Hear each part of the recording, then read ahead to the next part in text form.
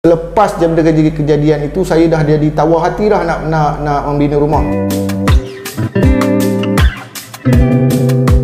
Assalamualaikum warahmatullahi wabarakatuh. Saya Muhammad Uzaimi bin Hashim dan ini isteri saya Puan Nadia binti Rahim, pemilik kepada Banglo Stella yang berada di Ruas Perak. Saya mengenali NH Ivory Home melalui Facebook.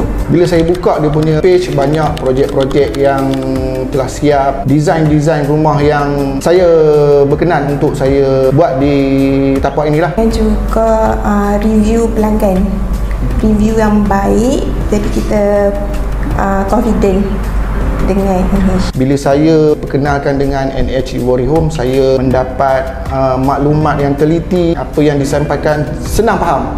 Dan apa Betul? yang kita nak tu NH boleh cuba untuk realisasikan. Betul. Sebelum saya mengenali Ivory Home, jadi saya telah mengeluarkan seberapa jumlah wang untuk membina rumah lah di tapak ini. Jadi wang saya itu dimanipulasi, diputar balik. Selepas daripada kejadian itu, saya dah jadi tawar hati dah nak membina rumah. Jadi nasihat daripada isteri saya, dia kata buatlah rumah, tanah ada, buat rumah. Saya cakap okey, cari kontraktor yang boleh dipercayai. Jadi saya dapat NH Ivory Home ni melalui media sosial. Pada mulanya saya dah jadi tawar hati. Saya kata perbincangan yang pertama saya 30%. Pas dari perbincangan pertama, saya sign agreement, barang pun bahan binaan pun dah datang tapak. Percayaan tu dia jadi 100% sebab semuanya dah NH Ivory Home terangkan kat saya. Bahagian yang saya paling impikan tu lah, ceiling PVC. Benda ni saya dah lama dah saya idamkan, tapi bila nak buat rumah, jika orang datang rumah saya, orang akan cakap ceiling PVC ni cantik. Itu sebab design lah, dan satu lagi square feet tak besar dan senang untuk saya urus.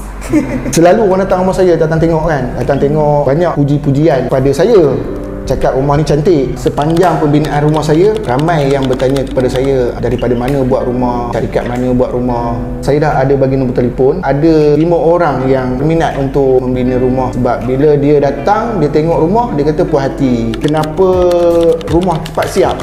Saya tengok pembinaan banyak-banyak rumah lah, mengambil masa 6 bulan, 7 bulan. Rumah saya ni mengambil masa dalam 3 bulan, 3 bulan setengah macam tu. Bunga lah, saya boleh bagi bunga 9 bunga ros dan lebih sikit lah, 9 lebih sikit lah daripada 10 bunga. Pada yang di luar sana yang ingin membina rumah, hubungi NH Ivory Home untuk merealisasikan impian tuan-tuan semua.